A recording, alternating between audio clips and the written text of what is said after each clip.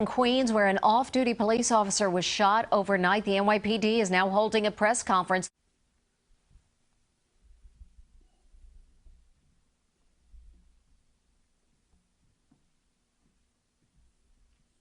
Good morning, everyone. At approximately 3:09 a.m., uniformed members from the 114 precinct responded to a call for an officer shot at 57th Street and Northern Boulevard. Upon arrival, officers encountered two males with gunshot wounds laying on the ground. One of the males was identified as an off-duty NYPD lieutenant. Preliminarily, he sustained multiple gunshot wounds about the body. The other male is a suspected shooter in the case. A semi-automatic handgun with an extended magazine was recovered from his immediate vicinity. The firearm is displayed here by Chief O'Reilly. Both the off-duty officer and the suspect were taken here to Elmhurst General Hospital. The current status of the officer is critical, but thankfully stable condition.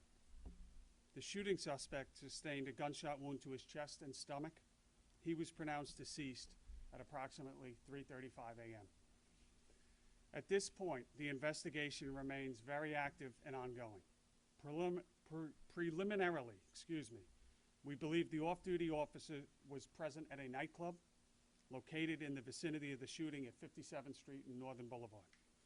At some point, the officer exits the club where he is confronted by several armed individuals wearing masks. We believe these individuals were attempting to rob the officer, possibly of jewelry that the officer was wearing. Moments later, there was an exchange of gunfire between the officer and at least one of the perpetrators. The remaining suspects fled the scene, possibly in a vehicle. Investigators are at the scene actively looking for witnesses and canvassing for video as we speak. We would ask anyone with information to call Crime Stoppers at 1-800-577-TIPS.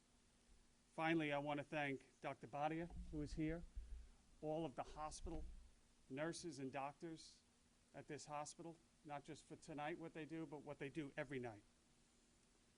And most importantly, I'd like to forget somebody that sometimes we forget to mention, the FDNY paramedics. We just came from a briefing where we watched the body camera of the first responding officers, and I think we would have a very different outcome if not for the professionalism of those FDNY paramedics and for what they did to save our officers' life. So thank you. I'm going to turn it over briefly to Lou Turco from the LBA, who is up here, and then I'll take some questions.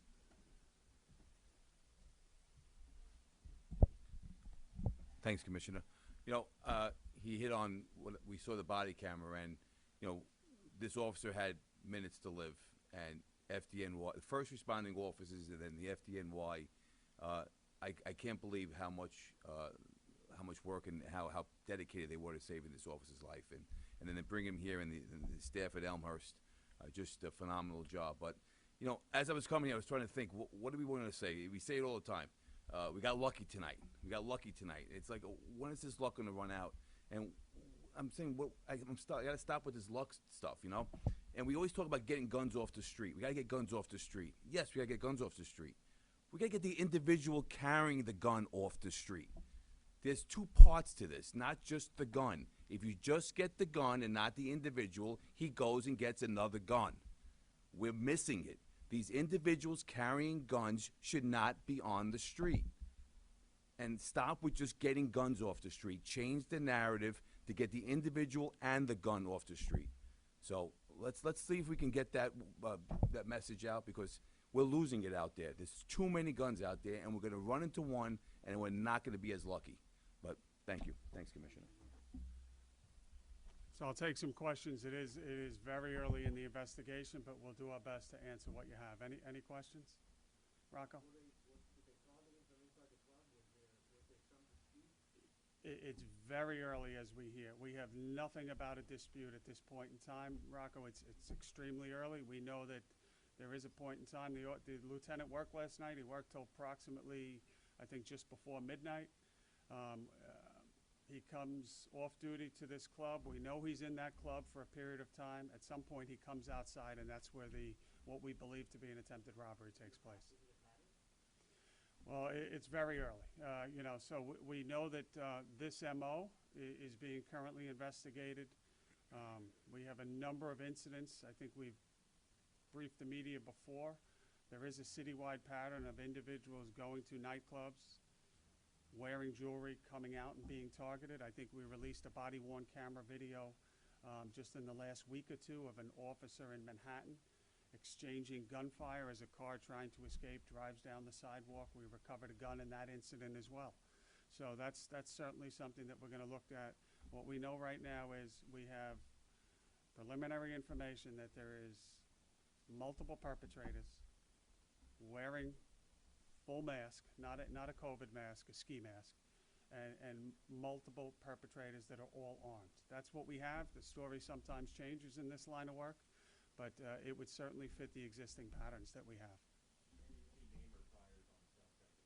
We're not going to release, you know, for pending notification to family, etc. We have the perpetrator that is deceased identified.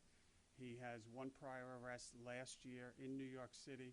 He may have additional outside New York City, but in New York City, one arrest for a gang assault. And that's an active case. Any last questions? Rocco?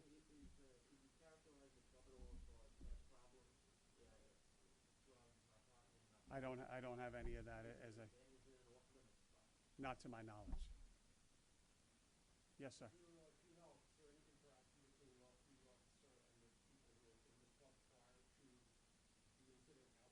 That'll be all part of the investigation, but we do not have that currently. We have the officer in the club. He leaves the club at some point in time, and that's where we have what we believe to be an attempted robbery. We have multiple shots fired. We believe we have 8 shots fired by our officer. We believe we have 9 shots fired at this point in time. That could change by the suspects. We do not know. It would be too early to say if it's all fired by one suspect, but ballistics and video will come together and we'll get a clearer picture on that. The other suspects that are outstanding, they also have guns, but it's unclear if they fired rounds. That's accurate. I mean, we have 2 groupings of shell casings. It's entirely possible they came from one from the officer's gun, one from one suspect's gun, but we've seen that change over time too. So we do have an individual telling us, uninvolved in the incident, that we have 3 individuals wearing masks, all armed with firearms. So that's what we're right now, but it's very early, and that story could have changed as we're standing here. Last question right here. You all characterize more the lieutenant in making right now the alert and talking and what that has to do. He was conscious when I arrived. I was able to briefly interact with him. He has multiple gunshot wounds. He is lucky to be alive, and he is in critical but stable condition. So everyone should, you know, keep him in your thoughts and prayers tonight. We would have a very different outcome if not for the FDNY paramedics that did incredible work on the street to get him here, and Elmhurst Hospital taking it from there, and the hospital staff and the critical ER staff here, the doctors, the nurses, the team that you know, really got us to where we are right now. So he's in our thoughts and prayers, and we're hoping for a strong recovery. Thank you.